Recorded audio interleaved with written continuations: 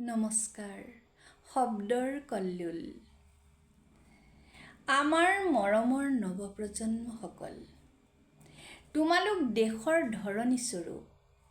আমাৰ দেশৰ মাতৃভাষা, কৃষ্টি সংস্কৃতি, কৰিবলৈ বাকী থকা বহু কাম, নিজ পৰিয়াল, নিজৰ শিক্ষা, কৰ্মৰ দায়িত্ব, নিজে আত্মনিৰ্ভৰশীল হোৱা আদি বহু কৰ্তব্য আমাৰ সন্তানসকলৰ সন্মুখত থিয় হৈ আছে। প্ৰতিযোগিতামূলক পৃথিৱীত তোমালোকে প্ৰথমে নিজৰ দায়িত্ব ও কৰ্তব্য পালন কৰা অতি প্ৰয়োজন। নিজে জীয়াই থাকিবলৈ, বিভিন্ন কাম কৰিবলৈ সৎপথে উপাৰ্জন কৰিবই লাগিব। মনত সাহস আৰু ধনাত্মক দৃষ্টিৰে সদায় সুন্দৰ কাম কৰিবলৈ চেষ্টা কৰিব লাগিব। ভগৱানৰ প্ৰতি বিশ্বাস আৰু দৈনিক ভগৱানক সেৱা কৰি কৰ্ম কৰিব লাগিব।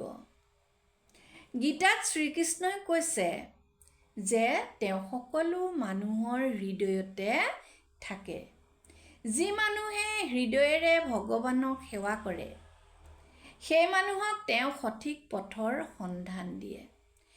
বিজ্ঞানীসকলে জীৱনৰ কঠোৰ পৰিশ্ৰমেৰে যিবোৰ বস্তু পৃথিৱীত মানৱ সমাজৰ সুবিধাৰ বাবে আৱিষ্কাৰ কৰিলে, তাক লৈ আমি গৌৰৱ কৰিব লাগে, কিন্তু তাক ব্যৱহাৰ কৰি আমি অহংকাৰ কৰিব নালাগে। কামত সহায় হ'বলৈ ব্যৱহাৰ কৰা বাবে আমি অতি সুখী বুলি ভাবিব লাগে। অহংকাৰ ত্যাগ কৰাটো মানুহৰ এটা প্ৰধান আৰু উত্তম গুণ। মনত কেতিয়াও অহংকাৰ, খং, হিংসা ভাৱ পুহি ৰাখিব নালাগে। যিমান নম্ৰ হ'বা, সিমান সমাজত উজ্জ্বল হৈ জিলিকি থাকিবা। সাজপাৰে শীত-তাপ নিয়ন্ত্ৰণ কৰে যদিও সুন্দৰ সাজপাৰে সৌন্দৰ্য বৰ্ধন কৰে।